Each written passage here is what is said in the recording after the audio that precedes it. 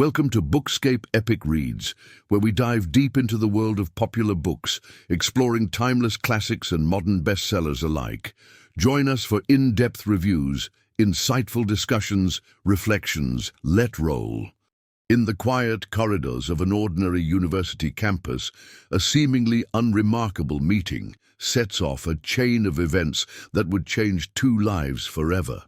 Anastasia Steele, a shy and bookish literature student, steps in to interview the elusive billionaire Christian Grey, a favor to her roommate, unaware that this encounter will mark the beginning of a darkly intoxicating journey through desire, control, and self-discovery. Anastasia is every bit the portrait of innocence. Humble, unsure, navigating life with modest expectations. Christian Grey, by contrast, is a man of power and precision, wealthy beyond imagination, driven by mystery, a commanding presence built on walls he refuses to let others climb. What begins as a formal interview soon becomes a charged interaction, laced with intrigue. Grey, enigmatic and composed, sees something in Anastasia, something that disturbs his carefully constructed order. And she, in turn, finds herself unable to forget the man who seems to exist in a world so far removed from her own. But this isn't a fairy tale. Their romance doesn't unfold like a traditional love story. Instead, 50 Shades of Grey dives deep into the complicated nature of intimacy, both physical and emotional.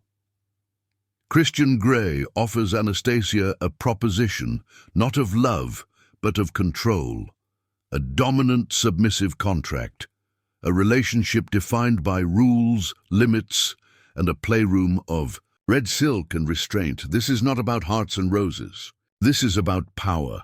What makes the narrative compelling is not simply the eroticism, but the emotional unraveling that lies beneath. As Christian introduces Anastasia to the world of BDSM, what is truly being explored are the boundaries between comfort and fear, pleasure and pain, consent and submission. E.L. James uses their physical encounters not just for shock value, but as metaphors for the deeper psychological landscapes of the characters. Every whip and restraint becomes a symbol of vulnerability, both Anastasia's and Christian's. Anastasia, initially overwhelmed, is forced to reckon with her own limits and desires. She is both drawn to and repelled by Christian's offer. It is not just the physical acts that test her. Don't forget to comment, like, and subscribe.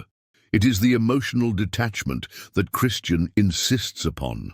He wants her body, but denies her heart, and yet she cannot help but fall for him. It is the oldest paradox of love, to want someone who refuses to need you in return. Christian, on the other hand, is a man haunted by shadows. Beneath the surface of control lies a fractured soul, abused, emotionally wounded, and desperate to shield himself from vulnerability. The BDSM lifestyle is not just a preference, it is his armor. He controls because he cannot bear the chaos of feeling. Love to him is dangerous. It threatens to unravel the order he has fought so hard to maintain. And in Anastasia, he finds both a temptation and a threat. She is unlike the submissives he has known before. She pushes back. She questions. She wants more than he is willing to give. And slowly, his facade begins to crack. Her innocence becomes a force he cannot predict. She touches something raw within him, something fragile. What unfolds is a slow, aching dance between two people who are, in many ways, incompatible. One wants love, the other wants control. But both are drawn to each other with a force neither can explain. Their relationship is not easy. It is full of tension, negotiation, moments of tenderness punctuated by misunderstandings and hurt. Anastasia tries to understand Christian's rules, tries to adapt, even as her heart demands more. Christian tries to fit her into his world, even as he begins to realize that his world may need to change. James allows us into the inner thoughts of Anastasia, showing us her doubts, her fears, her growing sense of agency. This is not a woman who simply submits. She reflects, she questions, she learns. She is not powerless, and that nuance is critical. For all the controversy surrounding the novel's portrayal of dominance and submission, at its core is a story of a woman who demands emotional truth. The climax of the novel is not a grand romantic gesture, but a painful confrontation of limits. Anastasia asks Christian to show her how far he will go, to truly demonstrate the extent of his desires. And when he does, it becomes clear that their worlds are too far apart. She walks away, not out of weakness, but strength.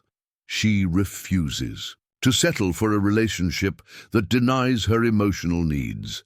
It is a powerful act of self-respect. This ending defies the expectations of many romantic tales. Don't forget to comment, like, and subscribe. There is no reconciliation, no promise of forever.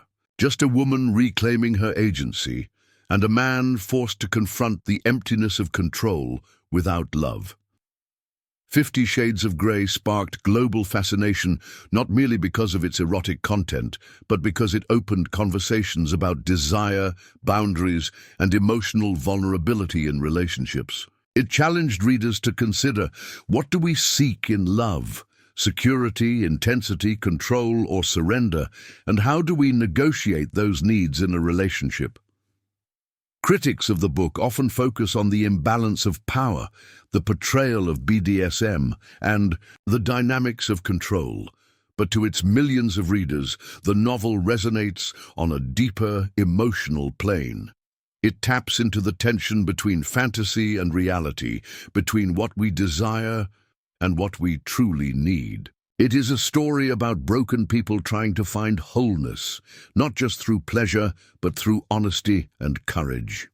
Christian and Anastasia are not role models, they are mirrors. Mirrors of the parts of us that crave control, that fear intimacy, that yearn for connection while fearing its cost. Their story is messy, imperfect, and provocative, just like real love often is.